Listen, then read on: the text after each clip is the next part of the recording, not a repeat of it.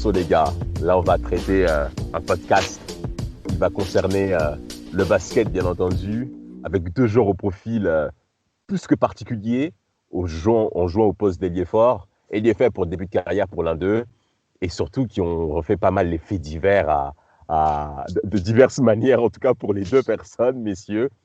Et je vais surtout parler de, je pense que certaines personnes vont beaucoup se reconnaître et vont beaucoup aimer cet individu, Zach Randolph and Zibou, by Zibou, Zach Randolph, Zachary Randolph, né le 16 juillet 81. Alors, je vais commencer d'abord par lui, parce que c'est plutôt lui que j'aime par rapport à l'autre, ok? Bon, allez, on va gagner du temps. L'autre côté, c'est Monsieur Kardashian, Lamar Odom, vs Zach Randolph, très cher auditeur, très chère auditrice. Alors, Zibou, né en 81, Mapenda, toi qui joues intérieur, tu es obligé de commencer. Ouais, bah Zibo, là, un de mes gars sûrs en NBA comme Rafik, tout à l'heure on disait off.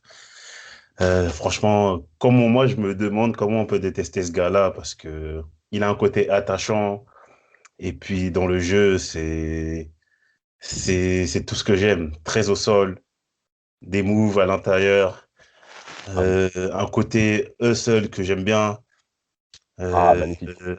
Ouais, franchement, intérieur petit de taille pour la NBA, Ouais, mais 2,6 m, franchement, ouais. ouais, très très grand par le talent, des mains en or, une panoplie offensive, aussi bien poste bas, mi-distance. Après, plus tard dans sa carrière, même à 3 points. Franchement, Zibo, c'est vraiment un de mes joueurs préférés en NBA. Ouh, préféré. C'est pareil pour toi, Rafik? Un de mes préférés, genre top 5, non. Mais genre, en gros, c'est un des joueurs sur les 10 dernières années qui m'a le plus marqué. Oui, mais clairement. Mais oui, mais quand je dis qui m'a le plus marqué, ça veut pas dire que c'était une superstar à 30 points. Il n'y a pas besoin de ça. Tu le sais très bien que parmi mes joueurs qui m'ont le plus marqué, en général, c'est des mecs qui tournent en moyenne à 20, 22 points de moyenne et qui sont plutôt on sait. On n'est pas des mecs Zach Randolph, vendeurs comme Vlad. voilà, exactement. Moi, j'attends pas qu'il y ait 26 points de moyenne pour m'intéresser au mec. Mais comme il a très bien dit, Penda, il a une panoplie, ce mec, et c'est le genre de joueur, quand tu le regardes jouer ou que tu vois des highlights de lui, tu dis, mais putain, mais il est fort au basketball. Tu vois, tu dis pas il est fort, tu dis il est fort au basketball. Et le mec, il est vraiment, tu vois, c'est ça, tu dis, putain, mais le mec, c'est un vrai joueur de basket. Et vraiment, c'est ça qui me vient en premier avec Randolph. Mapenda, tu voulais rebondir, je crois. Ouais, non, je disais, il a des fondamentaux de taré. Et franchement, juste pour compléter sur ce que Rafik dit, moi, franchement, Zibo, moi, je peux dire, ça fait partie de mon top 10 des joueurs préférés et ça fait partie du top 5 des joueurs que j'ai le plus regardé jouer.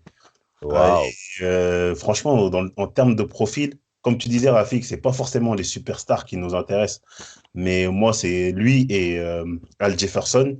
C'est vraiment, sur la NBA moderne, c'est vraiment les deux postes 5 que j'admire le plus, hein, franchement. En tout cas, en parlant de Zach Randolph, il n'a pas commencé à ce poste-là, vu que la NBA, pour lui, à l'époque, c'était plutôt au poste 4, vu sa taille, soyons clairs. Là, c'est pas une question de taille, là, c'est plus une question... oui, c'était plutôt une question de taille et pas une question, on va dire, de jeu comme on le voit aujourd'hui élargi. Alors, il grandit en Indiana. Il est même né en Indiana, concrètement, donc dans l'état de ma franchise préférée, qui souffre beaucoup. Dans la ville de Marion. Et très rapidement, Zach Randolph va affirmer que ses premiers temps ont été très difficiles en grandissant bien entendu dans une famille et dans un quartier assez précaire. Son coach au lycée, Mo Smidley, va concrètement être comme un mentor pour Zach Randolph. Et dès le lycée, il va de suite s'affirmer comme étant un élément majeur, Rafik. Ouais, clairement, il est déjà très très bon au lycée. Enfin, on voit qu'il a du talent. Il affirme vouloir jouer en NBA. Comme tu as dit, il a grandi dans un contexte difficile. On le répète tout le temps. Et c'est vrai, mais c'est encore une fois un joueur qui a grandi sans figure paternelle, avec une fratrie de 4 enfants, une mère qui doit tout faire. Et aussi, j'ai trouvé quelques anecdotes sur son enfance. Et en fait, ils étaient tellement pauvres que ils mettaient toujours le même jean. Et au bout d'un moment, ça l'a énervé. Ça l'a énervé. Du coup, il a volé au Walmart.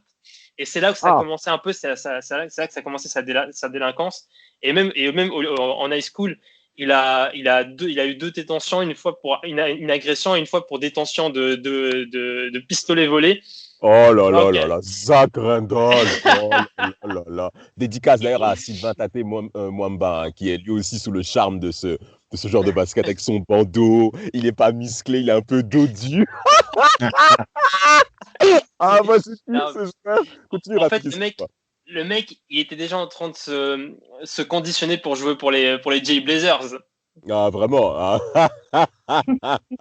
Ah, mais décidément, Zach Randolph et moi. C'est pour ça que, très cher auditeur, vous n'êtes pas étonné si moi, Zach Randolph, c'est mon chouchou par rapport à ce duel. Hein. Ne vous inquiétez pas, on traitera la Marodome. Mapenda, t'as encore un point à dire par rapport à la jeunesse de Zach Randolph avant Michigan? Ouais, bah, au lycée, il est fort d'entrée. Déjà, il gagne le titre de Mr. Basketball. Yes.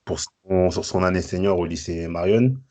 Et il remporte aussi le titre d'État de l'Indiana avec ce lycée-là, c'était le 7e. Bien sûr. Donc le mec est directement prêt pour la case NCAA. Donc du coup, comme tu as dit, il décide d'aller avec plein de certitude à Michigan State. Bien sûr. Où il va faire 2 ans avant de se présenter à la draft. Exactement, à cette draft 2001. La draft 2001. Elle est catastrophique. Elle a drafté Ah non, franchement, sur les intérieurs, Kwame Brown, bon, lui, je crois, on a déjà traité son cas. Eddie Curry, Desagana Diop. Non, le mec, c'est chaud. Hein. C'est chaud. Hein. Attendez. C'est chaud de ouf. Non, attendez, la draft 2001. Juste attends, Damas. Mais bon, quand même, sur cette draft, t'as quand même il y a Jason Collins. Oui, il y a Jason Collins. Non, il est là? Oui. Mais bon, après cette draft-là, quand même, ça va. T'as quand même des bons joueurs. Elle est pas mal. Oui, t'as Arenas, t'as Memento Court. T'as Tipeee. Elle est nulle, cette draft. Elle est claquée. Non, il y a Tipeee, Arenas, Pogasol, Johnson. Plein de joueurs qui ont eu une carrière honnête comme Radmanovic, Troy Murphy. Troy Murphy, c'est ton gars, Troy Murphy. Ouais, non, pas forcément. Tyson Chandler. Non, ça va. Tyson Chandler qui a fait grand bruit en plus de cette draft-là. D'Alembert. Samuel D'Alembert, c'est vrai, là, ici? Ouais. Dédicace justement aussi à Haïti, hein, à nos Haïtiens chéris qui nous écoutent. Jamal Tisley aussi qui était présent. La draft 2001, c'est vrai que c'était quand même assez compliqué. Hein. En tout cas, Zach Randolph est choisi en 19e position au premier tour par les Portland Trail Blazers. Alors, les Blazers, bien entendu, hein, qui sont dans une période assez difficile, une équipe très performante au niveau des joueurs, au niveau basket, bien entendu, mais au niveau caractériel, il atterrit dans un vestiaire qui est vraiment très, très, très, très, très compliqué. Et Zach Randolph va rapidement se mettre hein, dans le moule au niveau, malheureusement, des problèmes, des faits divers de cette équipe. Zach Randolph n'atterrit pas dans un vestiaire sain où il peut progresser parce que, au niveau basket, on peut dire. Totalement. Bah déjà, on connaît le GM des Blazers à cette époque, c'est Bob Whitsitt. Ouais. On connaissait les faits de délinquance de Randolph, mais lui, il y avait déjà des fous dans l'équipe. Il a sélectionné normal. Il a juste vu le talent. Voilà, il l'a sélectionné. Et il est arrivé dans une équipe où tu avais le Sheed, où tu avais qui? T'avais Stoudamire, j'ai noté tous les fous. Il y avait Bonzi Wells, il y avait qui? Il y avait Sean Kemp. Donc une équipe où déjà il n'aura pas beaucoup de temps de jeu parce que quand même c'est pour la première saison. Bah oui, c'est normal. Devant, il y a quand même des joueurs confirmés, des mecs qui ont gagné des titres NBA. Mais aussi, ouais, comme tu as dit, vraiment, il a un peu cette malchance de tomber dans un. Déjà qu'il est. je dis il est fou, mais pour moi, c'est pas un fou, Zach Randolph, mais il a un peu ce côté j'ai envie de faire le voyou, et ben on le met avec des mecs qui aiment bien faire les voyous, donc ça l'aidera pas ça peut ne pas l'aider pour le reste de sa carrière. Tout à fait, tout à fait. En plus de ça, Zach Randolph, il atterrit dans une franchise et dans une région qui est plutôt à dominance blanche. Il ne faut pas Oui, l'oublier. L'Oregon, la ville de Portland, c'est une ville qui concerne plutôt, on va dire, une communauté blanche conservatrice. Et quand, ouais, et quand vous êtes noir et que vous avez de l'argent, forcément, vous allez fanfaronner. Ce qui a été le cas de Zach Randolph, qui a été justement mentionné par le Oregon, l'Oregon Republic, qui est le journal, le quotidien de la région de Portland. Et par rapport à ça, on avait mentionné des faits divers par rapport à Zach Randolph, et sans oublier non plus le point qu'on a aussi évoqué dans notre épisode sur les Jay Blazers, avec la droite qui place à Ruben Patterson. C'est très compliqué dans les vestiaires. Il met une patate à Ruben Patterson, qui s'est positionné comme étant Kobe Stopper.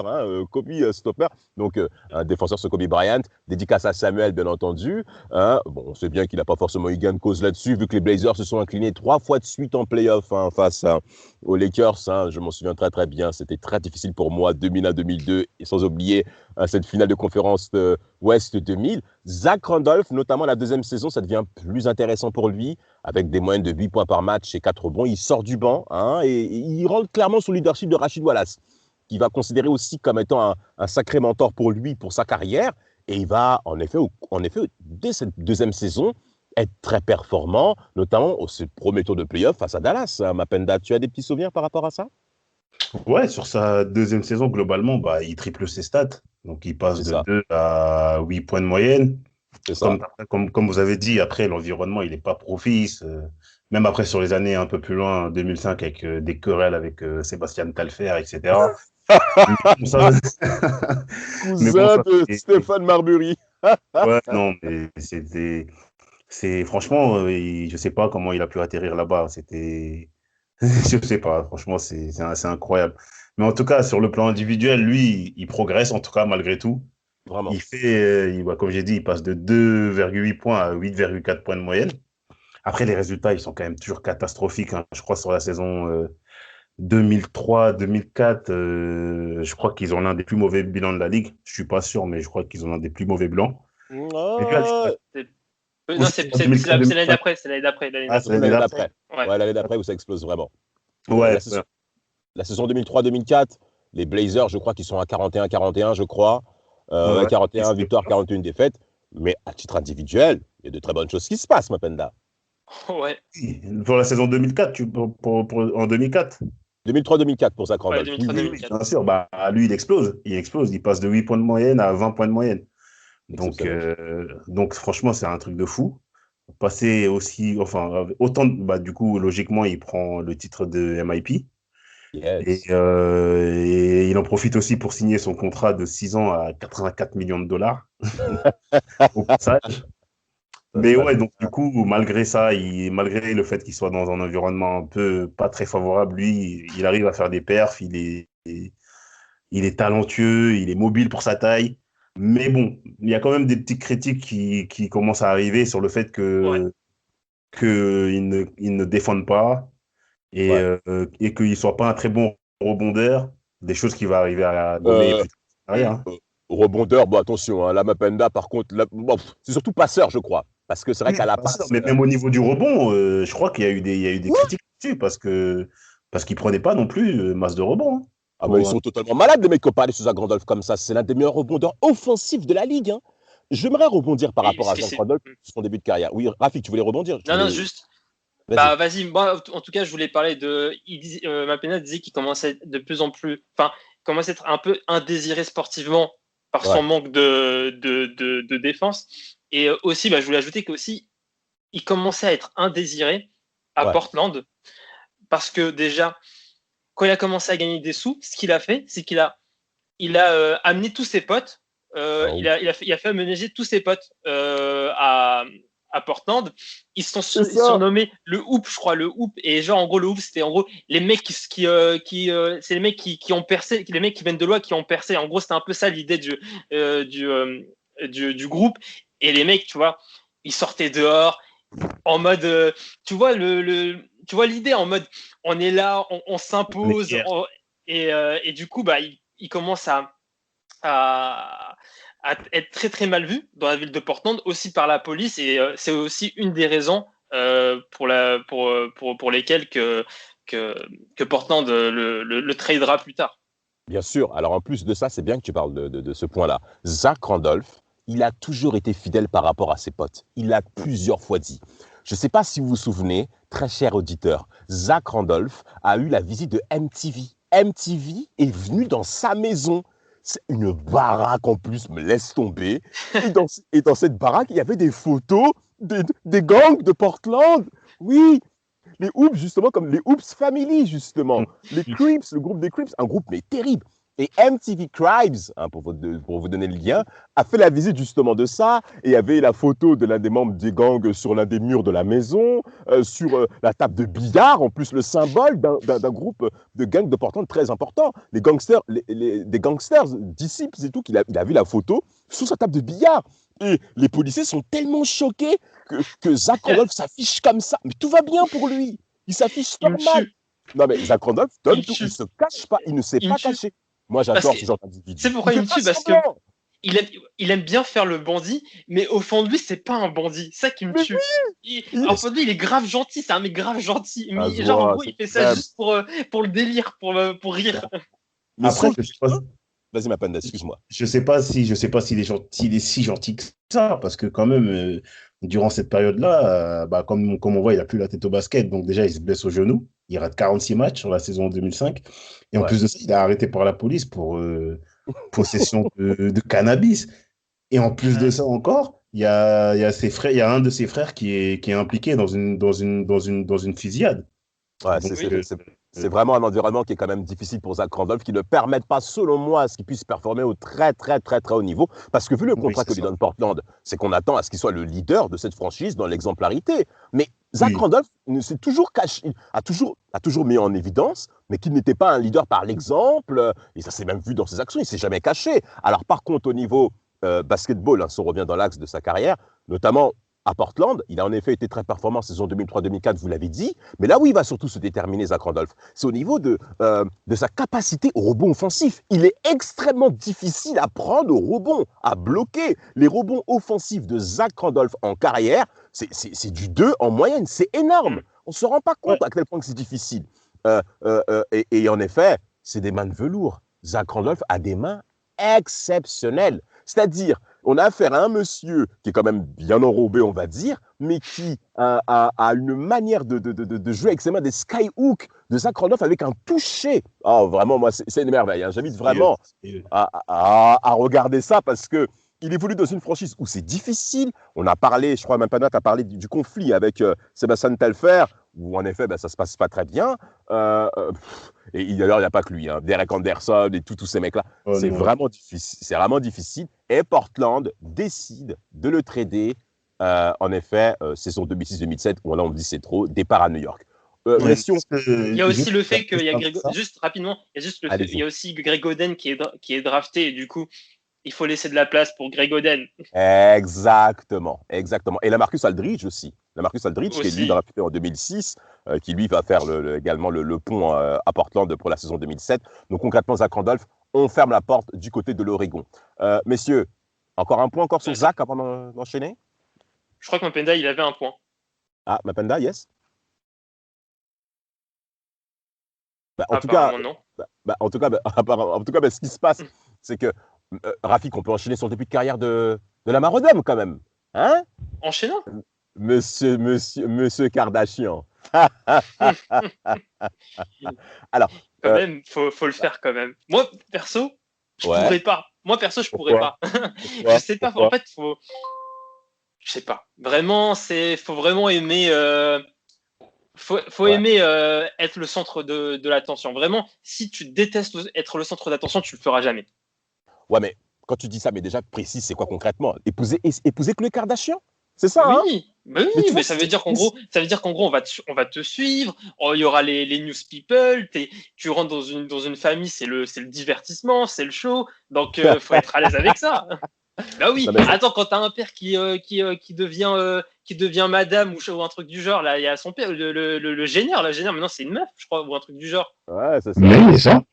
Bah voilà, bah tu vois, quand tu rentres dans ce genre de famille, ça veut dire quand même, t'aimes bien le show, t'aimes bien être le centre de l'attention aussi.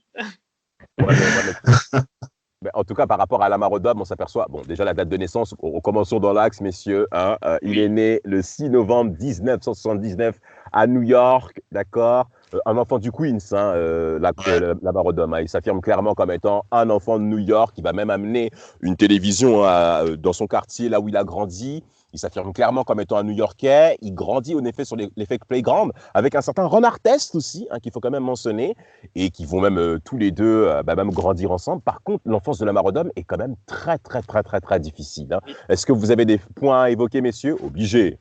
Puisque... Oui, alors franchement, sa vie, elle n'est pas facile à ce monsieur-là. Hein. Ouais.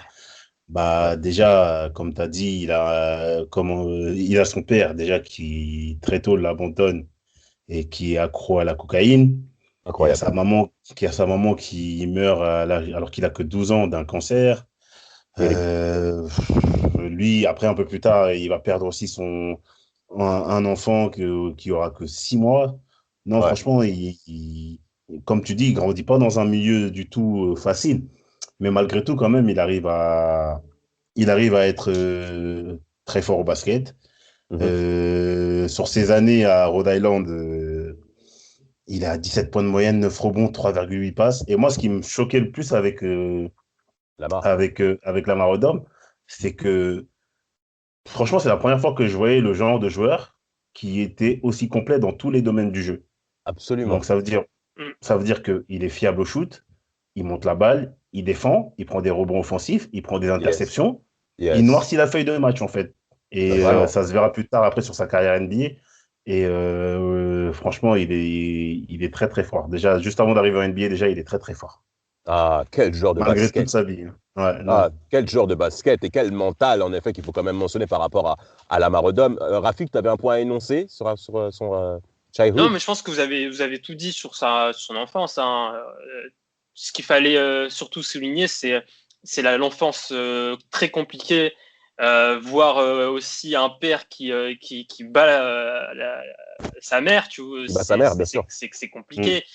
Donc, de toute façon, la vie émotionnelle de Lamar Odom, elle est incroyable. Et on le verra. Ah, mais justement, mais par rapport à ça, on le voit déjà. C'est pour ça que ça nous permet aussi, nous, amoureux du basket, de voir les choses avec un certain recul. Là, on a affaire à un monsieur que tout le monde sait. Il a été en cure de désintoxication, je crois même 2 fois. Quand vous comprenez tous les coups qu'il a subis, mais personne ne peut le juger parce que si on se met à ça, parce qu'il y a plein de gens qui peuvent se mettre c'est un joueur, il gagne 50 millions de dollars, comment il peut être Est-ce que vous savez ce qu'ils vivent de l'intérieur, ces mecs-là? Mais l'argent, ce n'est pas un paramètre dans ce genre de souci. Que tu touches 5 euros ou 300 millions d'euros, ça change rien. Mais bien sûr, absolument. Exactement. L'argent n'a aucun pouvoir par rapport à cette situation. Et en tout cas, lui, il va atterrir dans une franchise particulière, hein, qui sera aussi, à qui on a dédié un épisode, en plus comme les Jay Blazers. Ça sera les Clippers des années 2000. Hein, Darius Miles, Corey Maggette, Quentin Richardson. Et Lamar Odom va donc atterrir dans cette franchise. Mapenda, un petit mot par rapport à ça, début de carrière? Ouais, son début de carrière, déjà, sa draft. Comparé à la draft de Zibo. Moi, je trouve que cette draft-là, je me rappelle quand j'étais petit, je ne sais pas si vous vous rappelez de Rivers Magazine, etc. Bien sûr. Et cette draft-là, il y avait une vraie hype parce que déjà, avant la fin de la saison NBA, il faisait déjà plein d'articles sur certains joueurs de cette draft, dont Ron Artest, dont tu as parlé, Baron Davis, Steve Francis, Elton Brand. Kirilenko, même des joueurs non draftés qui derrière après font une belle carrière comme Rajabed. Donc c'est une draft qui est très haute pour moi et qui va, quand on prend les noms, qui va déterminer toute la décennie qui va suivre de 2000 à 2010. Donc du coup, il arrive dans une franchise comme pareil que Zibo, enfin lui pire que Zibo même, où les résultats ils sont pas là. Ils sont pas là du tout. Le jeu il est spectaculaire comme avec les joueurs que tu as énoncés. Mais c'est pas efficace.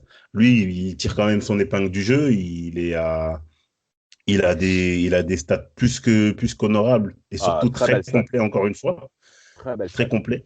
Et moi, ce qui me marquait le plus sur la période Clippers, sur ses débuts en NBA, c'était la faculté qu'il avait à jouer les yeux dans les yeux avec les autres stars de la ligue. Je Ouais, crois que c'est sur sa première ou sur sa deuxième année, il joue un match contre les Lakers, où il finit à 29 points et Kobe à 28 points. Et tout le match, il défend sur Kobe et tu vois qu'il se rend coup pour coup et il a une variété dans son jeu en fait qui fait il est très très compliqué à prendre au marquage. Et en plus, c'est un excellent passeur. Donc, ouais, mais regardez, mais même regardez les chiffres en carrière, hein, notamment sur sa carrière aux Clippers. 4,2 passes en première saison alors que tu joues au poste 3, parce qu'au poste 4, je vous signale qu'il y a Elton Brand, bien entendu. Au poste ouais. 5, le fameux Michael Olowokanzi, le meilleur ami de Samuel. On va pas revenir là-dessus, sur cet énergumène, en tout cas au niveau basket. 5,2 passes deuxième saison, 6 passes à la troisième saison. On a affaire à un joueur Rafik, mais qui peut être potentiellement une véritable star dans la ligue pour le futur. Ouais. Ah, mais clairement, clairement. En tout cas, là, quand on voit comme ça, bien sûr, on peut se dire ça, il peut être un joueur vraiment très majeur de la NBA.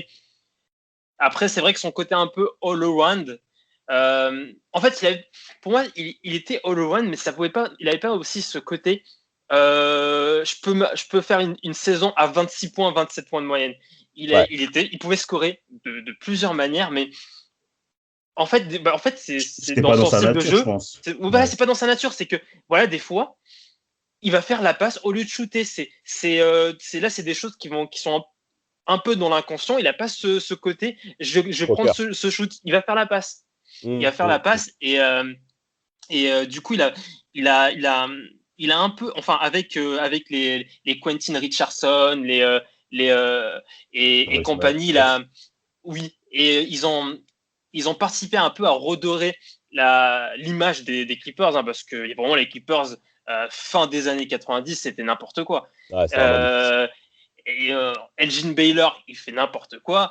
Vraiment, il participe un peu à remettre. Pour moi, il est vraiment acteur du renouveau des Clippers qu'on verra un peu plus tard sur la fin des années 2000, où là, il y a Elton Brand qui viendra plus tard et donc ça commence à aller en playoff, etc.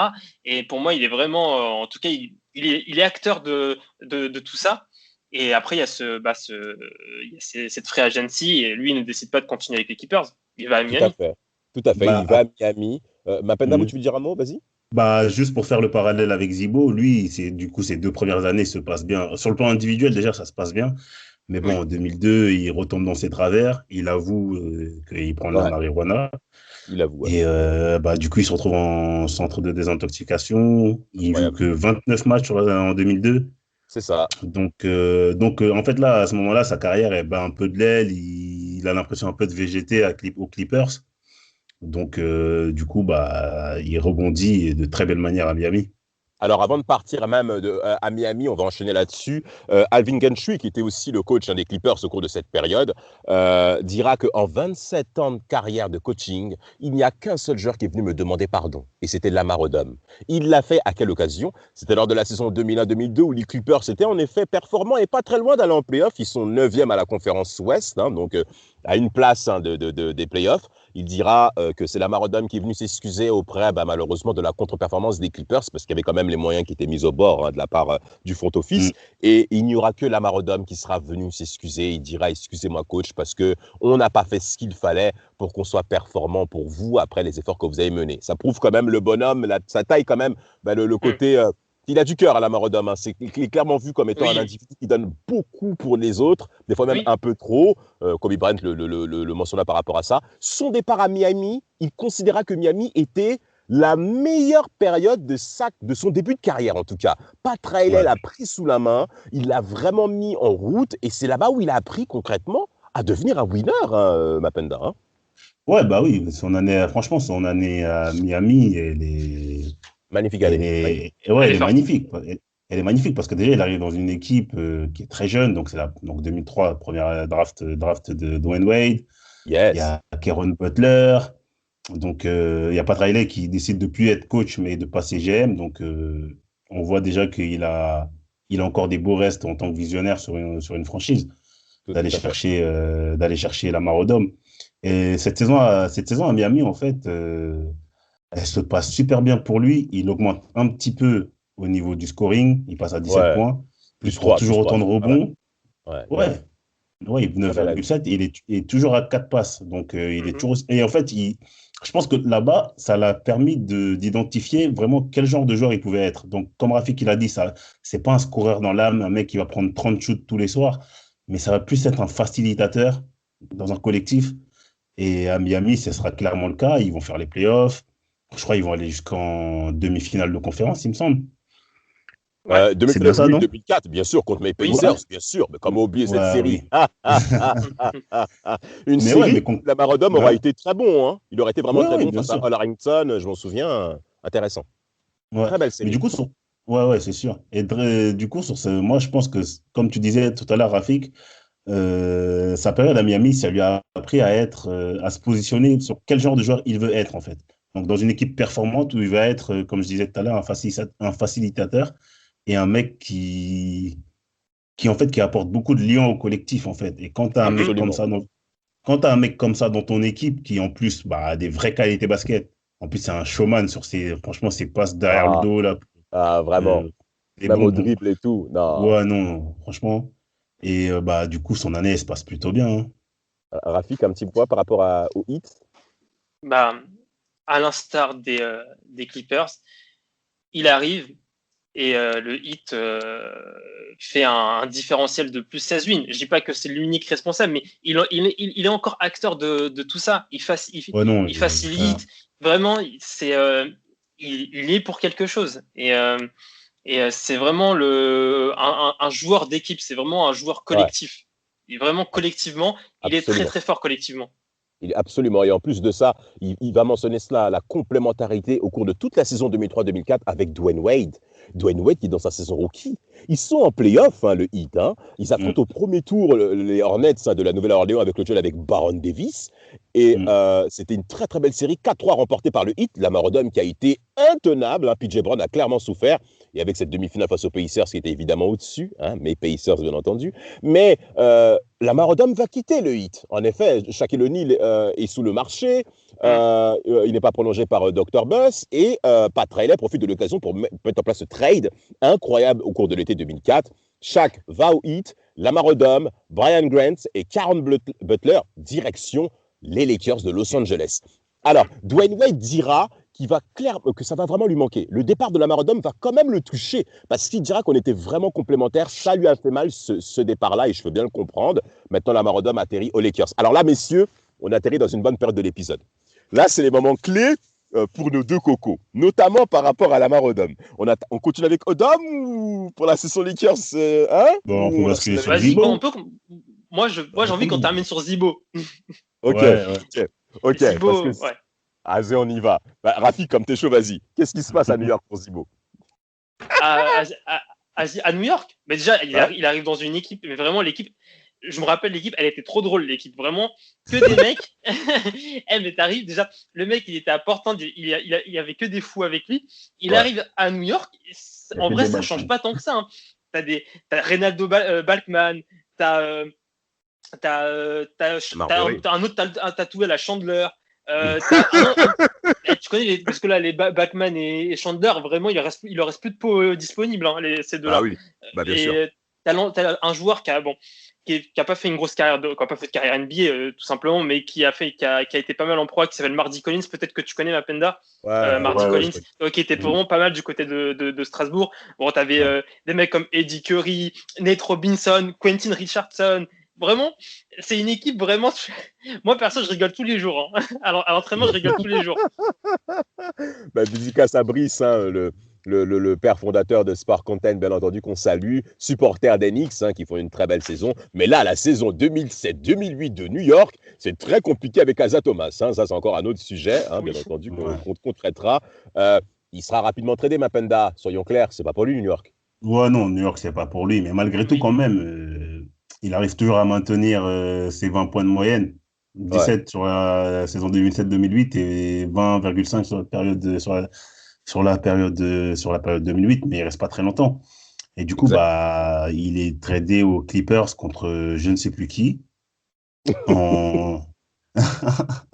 Peu Et il importe. est tradé aux Clippers, mais bon, dans tout, c'est pas important, mais bon, dans tous les cas, même aux Clippers aussi. En fait, c'est une période un peu bizarre de sa carrière où il est trimballé de franchise en franchise.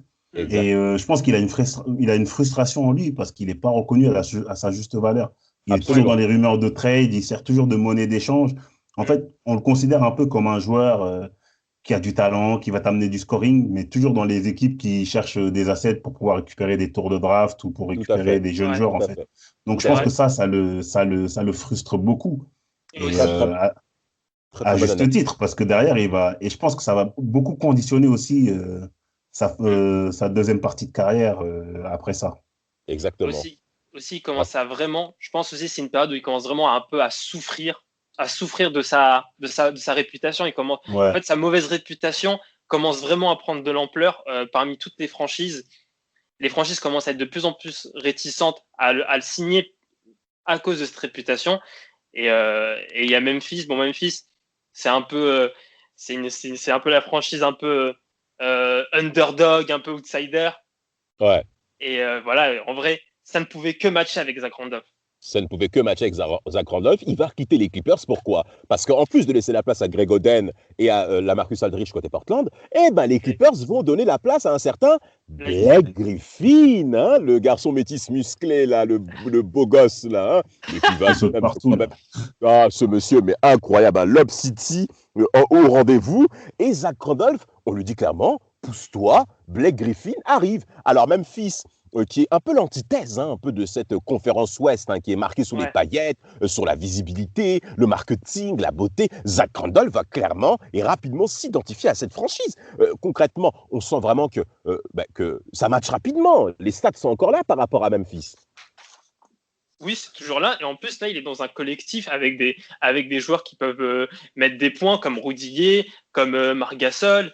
Il y a vraiment il y a un vrai collectif. Et il va rapidement être le leader de ce collectif de Memphis Tout à parce fait. que, comme tu l'as très bien dit, il s'identifie très très bien, il correspond très très bien à l'identité de cette franchise et ça va être le leader d'une équipe qui va être très compliquée Mm. à jouer en playoff. Que tu sois, Ah, mais c'est vraiment, Et, mais vraiment, je me rappelle c'est l'époque Memphis 2011, 2012, 2013, aller jusqu'à 2016, ouais. 2017. En fait, t'avais pas envie de les affronter. Oui, oui, non, c'est clair. C'était vraiment. En plus, la manière dont ils ont fait ça, c'était vraiment intelligent parce que, en fait, ils ont fait de la place en temps de jeu, enfin, au niveau du temps de jeu pour Marc Gasol, qui vraiment progresse de fou. exact. Et ils font une raquette autour de ça. Ils prennent Mike Conley, qui, franchement, n'avait pas une hype de ouf au moment de Non, sa draft. non, Et puis, en fait, le seul point, ils rajoutent en plus Tony Allen, super défenseur, magnifique. qui sort de Magnifique, ouais. belles années avec les Celtics. Et Oui. en plus, le seul poison qui était susceptible de, disons le mot, foutre la merde dans cette équipe, c'est Oji Mayo. Ouais, j'en étais sûr. Et Aussi un très gros consommateur. ouais, non, lui aussi. Mais du coup, ils se sont dit, non, on va pas faire la même erreur. On va pas encore entourer le boug là de mecs comme lui. Du coup, bah, il le dégage. Il le dégage. Et franchement, ça marche direct. Même si sur la première année, ils font pas les playoffs, ils sont quand même en Non, position. Bon, ils se Oui. lâchent un peu sur la fin. Ils finissent dixième. Mais Zibo, il est clairement dans son élément. Il enchaîne les doubles-doubles. Et ouais, ils sont sur franchement, sur sa première année, ils sont dans la course jusqu'au bout, hein.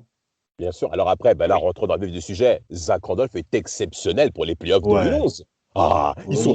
ils sont huitièmes et je crois que c'est la deuxième ou troisième fois, non, c'est la troisième fois d'ailleurs que un spot 8 parce que les Grizzlies étaient huitièmes de la conférence Ouest au cours de cette saison 2010-2011 et ils sortent les Non, Spurs mais de Tony Parker, Tim Duncan, une série de playoffs que personne n'a vu venir et c'est les Grizzlies qui sortent les Spurs avec des performances de Zach Randolph, notamment match 6 où il est inarrêtable, Mapenda.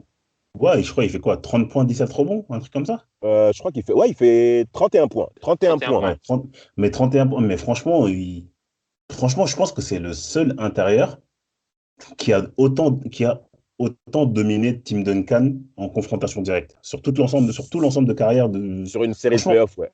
Hormis Shaq, sur bien une sûr. série Hein. de Shaq. playoffs, ouais, Oui. hormis Shaq, bon, Shaq c'est vraiment à part, mais je crois que c'est le joueur qui a fait le plus de Ouais, mal à Duncan C'est très en vrai, ça, en plus. confrontation.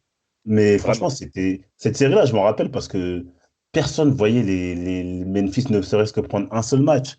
Ouais, Franchement, ils vont être très relous en défense. Ils vont être sur... En plus, je me rappelle, c'était l'une des rares équipes en NBA qui faisait un truc tout simple. C'était couper les lignes de passe juste avec la main opposée. Je sais pas si vous incroyable. voyez ce que je veux dire. Si, Juste si, si, si, si. Si, si, si. suivre la course d'un mec qui sort pour démarquer et couper la ligne de passe. Et ils ont fait ça sur toute la série. Et Incroyable. ça a complètement déboussolé les Spurs. Au final, Mm. ils gagnent la série 4-2 et c'est vraiment le début de la période faste de Memphis. Hein. Et en plus, il a bossé Duncan et aussi McDaniels, hein, qui est un bon Ouais. Ouais. défenseur. Oh, Il a quel bossé les McDaniel. deux, hein, Ouais. Oui, non, vraiment. non, il Ah, a fait des une série. mixtapes. Mais vraiment, au travers de ça, d'ailleurs, Zach Randolph aura été All-Star saison 2010, on a oublié de le mentionner. Mais cette Ouais. série fait vraiment croître Zach Randolph dans l'imaginaire des gens, dans la dimension de qui il est en termes de talent. Ça va vraiment faire le grossir. Ensuite, demi-finale de conférence Ouest, ils affrontent Oklahoma City, qui est aussi en pleine bourre. Ben, malheureusement, ils vont s'incliner Oui. 4-3. Hein. Ça va se jouer à très peu de choses. Ouais, non, c'était chaud. C'était chaud, c'était vraiment une série très difficile et Zach Randolph vampirise énormément d'énergie pour les défenseurs adverses. Il faut quand même mentionner ça, c'est Kendrick Perkins qui dira que Zach Randolph était un joueur qui m'a donné beaucoup d'énergie, de sacrés duels à l'intérieur. Et bien sûr, messieurs, donc Memphis sera encouragé au travers de cette série playoff, saison 2012, le duel avec Blake Griffin. La bagarre que ça a causé, mais le nombre de fois que Zach Randolph avait envie de rentrer dans la gueule de Blake Griffin, messieurs, je vais vous entendre là. Ah là, c'est parti. Non, mais franchement, ça, c'est une pièce de théâtre, hein, ce duel-là. En plus, à chaque fois, mais c'était pas que sur des séries de playoffs, à chaque fois qu'ils s'affrontaient en Ouais, saison régulière, ouais, C'est ouais, vrai. ouais. t'avais le droit à Blake Griffin qui va au rebond, enfin, qui Ouais. protège le rebond, et t'as Zach Randolph qui lui fait une prise de judo carrément. Ça, Il le tout le ceinture temps, et ils se retrouvent tous les deux à terre. tout le Donc, temps. Griffin, il a vite compris à qui il avait affaire, il bronchait pas trop, tu vois. Ouais, ouais, ouais. Mais franchement, on dirait qu'il avait le démon contre Blake Griffin. Je sais pas si c'est lié À mon avis. au fait Ouais, il y a qu'il moyen. il parte des Clippers C'est pour possible. Blake. C'est possible. Mais franchement, on dirait qu'il était possédé à chaque fois qu'il jouait contre Blake Griffin. Il des coups de coude en veux-tu, en voilà. Il lui imposait un duel physique. Mais bon, après, Blake Griffin, quand même, a l'intelligence de pas rentrer dedans, mais ça va clairement le perturber. Ça va clairement le perturber. Ah, bah en tout cas, un mot par rapport à ces séries-là de playoffs, Rafik?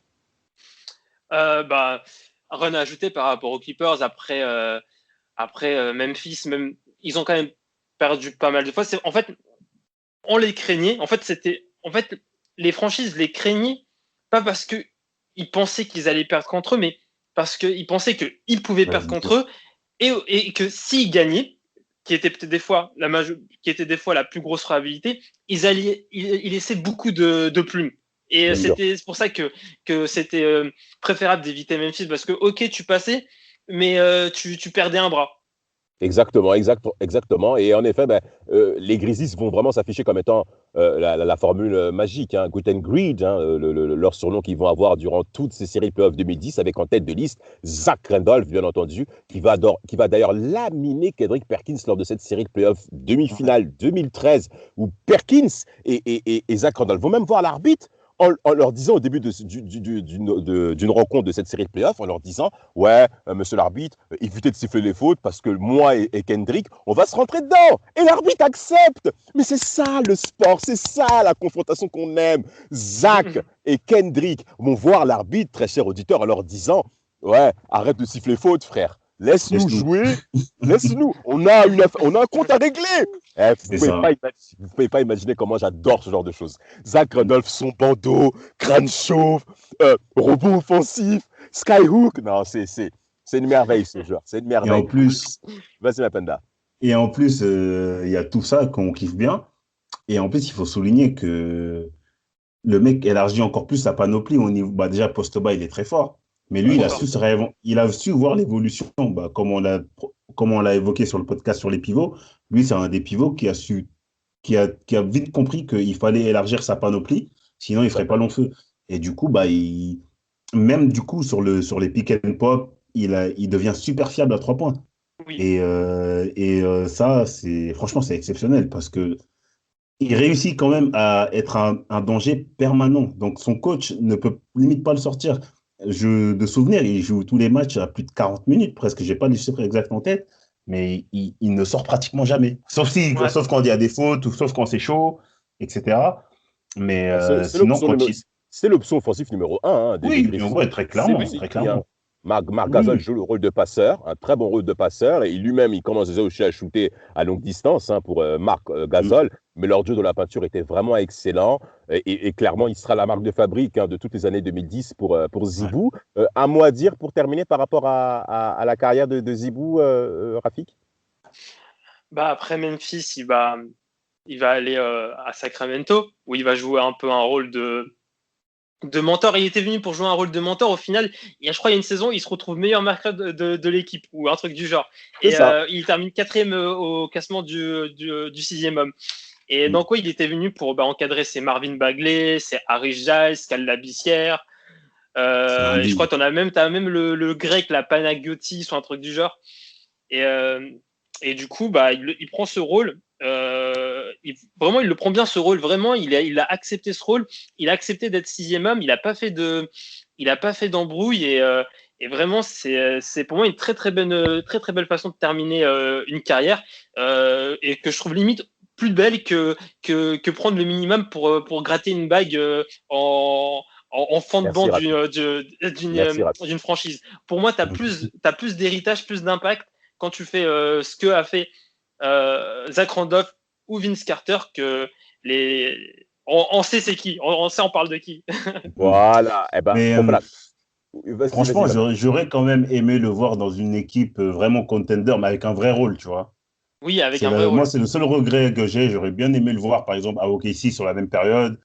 Tu vois, une équipe qui est jeune, mais pour voir, tu sais, pour faire un peu contrebalance, franchement, j'aurais bien aimé. J'aurais bien aimé le voir dans une équipe comme Ça aurait ça. été intéressant, surtout au Kissi avec Ouais, une présence offensive intérieure, ça aurait été à intéressant. l'intérieur, exactement. À Ouais, l'intérieur, c'est ça aurait ça. été intéressant. De l'autre côté, Lamar Odom va clairement se positionner du côté des Lakers comme étant la deuxième arme offensive après Kobe Bryant. C'est un rôle qui lui convient parfaitement.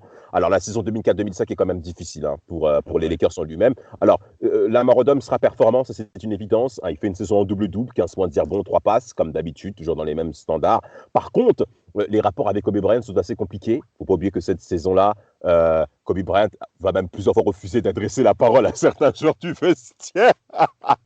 Mais je pense quand même qu'il avait beaucoup de respect pour Rodom, hein.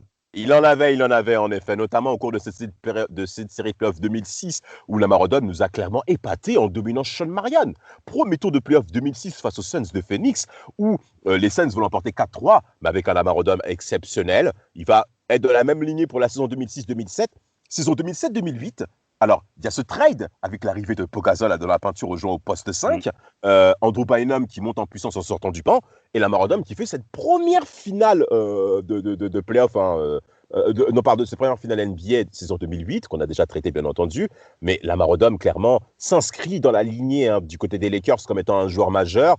Il faut quand même saluer, je ne sais pas pour vous, Lamar Odom a accepté d'aller sur le banc. Franchement, moi, pour Oui. ça prouve encore une fois que c'était vraiment fort. Ça a été difficile pour le passage attaque en triangle avec Phil Jackson. Ouais. Mais franchement, Lamar Odom fait une très belle transition de carrière avec les Lakers, avec 2 titres magnifiques. Ouais, et ouais, il fait une très belle carrière. En plus, en fait, pour résumer un peu, à Miami, avec Pat Riley, il apprend ce qu'il veut vraiment être en NBA. Et avec Phil Jackson, il élargit encore plus en fait son jeu. Donc déjà, comme tu l'as dit, il le met en 6e homme. Du coup, il a le titre de 6e homme. Et en plus, ce qu'il faut Exact. souligner, c'est que quand il arrive en playoff, il hausse son niveau de jeu. Donc là où il Oui, était dans des standards de Tout à fait. 14, 15 points de moyenne, en playoff, il est régulièrement autour des 19, 20 points de moyenne. Donc ça veut dire C'est très que, important ce que tu dis. ouais, donc ouais. ça veut dire que même sur cette période-là où Kobe était très frustré par ses soucis personnels, par ses coéquipiers, il pouvait quand même se reposer. Odom était l'un des seuls sur qui il pouvait quand même se reposer. Et même sur les Bien séries sûr. contre les Suns en 2005-2006, il tient son rang, lui, hein. Il tient son rang Ah avec non, Kobe. totalement. Oui, il tient. Totalement. Et il a toujours ce rôle de facilitateur. Et en plus, il va plus sur cette période-là jouer poste 4. Moi, je me rappelle, par exemple, la finale 2009 contre Orlando. Il va être. Le game 2, déjà, il fait un game, franchement, on dirait on ne voit que lui sur le terrain. Il finit à 19 points, 8 sur 9 au Vraiment. tir. Vraiment. Ouais, 8 sur 9 au tir, je crois. En plus, en attaque, c'est Gortat et comment il s'appelle? Et, Rashad euh, Davis. et Rashad Davis qui défendent sur lui. Donc, des mecs qui sont bas, qui sont un peu moins mobiles que lui, surtout Gortat. Et Oui. lui, il va, à contrario, il va défendre sur Gortat et sur quelques séquences, il va bien défendre sur le Dwight. Donc, ça veut dire que c'est un Mm. mec, en fait, il sait tout faire sur un terrain. Et quand t'es un contender, Lamar Odom, c'est le genre de joueur idéal que tu dois avoir en fait dans ta rotation ou même sur le banc. En dehors des stars, je pense que c'est le joueur le plus important. Rafik, un dernier mot par rapport à Lamar Odom? Bah, vous avez dit beaucoup de choses sur lui, c'est vrai. C'est un couteau. Pour moi, c'est vraiment Ouais, le c'est un couteau couteau suisse suisse. parfait pour des finales Exactement. NBA. Moi, c'est vraiment la finale contre Boston. On l'a vu Ouais, dans plusieurs rôles et tout à vraiment, fait. Ouais. si on s'arrête aux stats, on va croire il est pas si déterminant que ça, alors Non, que non, non, vraiment, il est très important dans cette finale. tout à fait. Contre les Celtics, et c'est vraiment ce côté, il peut endosser plusieurs rôles, et il accepte d'endosser plusieurs rôles, parce que accepter d'endosser des rôles, c'est pas tout le monde qui arrive à faire ça en NBA. Et c'est vraiment, pour moi, c'est vraiment l'un des joueurs les plus collectifs qu'a connu la NBA. Et vraiment, c'est juste pour ça, vraiment, il mérite beaucoup de respect. Et heureusement qu'il a été couronné de deux bagues NBA, vraiment. Ouais. Bon, deux bagues Absolument. NBA qui vendra plus tard, mais voilà. Ouais, merci, c'est bien de le préciser, Rafik. C'est très bien de le Et préciser. juste pour rajouter un truc, Damas, en plus sur la fin de sa période aux Lakers, enfin sur la deuxième vague, l'arrivée de Ron Artest, en fait, ça va aussi le libérer un peu des tâches défensives. Et il va être encore beaucoup plus dans ce rôle de facilitateur, encore une fois, Mhm. qui va faire beaucoup de bien en fait aux Lakers pour aller chercher la revanche contre les Celtics en 2010. Hein. Rôle très important, rôle très très Ouais, important. Lamar Odom va clairement être honoré par euh, la maison Lakers, bien entendu. Par contre, il va se sentir trahi après ce trade du côté de Dallas, qui va ouais. faire très très mal à son cœur, qui va vraiment se sentir blessé. Alors là, déjà, il n'a pas été All-Star 2011, ça l'a aussi vraiment fait mal intérieurement, ça je m'en souviens très très Mm. bien. Et même pour ma part, la perte côté Celtics de Kendrick Perkins et du côté des Lakers, qui enchaîne du côté de Dallas, où ça va très très mal se passer. Il va même se bagarrer avec Mark Cuban, mais va être un petit peu la tâche noire de sa carrière. Et c'est là où on dira en effet que Lamar Odom, émotionnellement, l'instabilité va forcément le retrouver, où il va clairement ne pas répondre présent du côté de Dallas et finir sa carrière vraiment à la traîne du côté des Clippers. Moi, le mot de la fin que je dirais pour Lamar Odom, joueur exceptionnel. Il a réussi à se mettre au niveau côté Lakers. Il aurait pu être plus grand avec selon moi, une meilleure gestion intérieure. Mais bon, vu ce qu'il a traversé, je ne pourrais rien dire. En tout cas, Lamar Odom, vraiment merci. Et surtout, Zach Randolph, tu m'as fait rêver.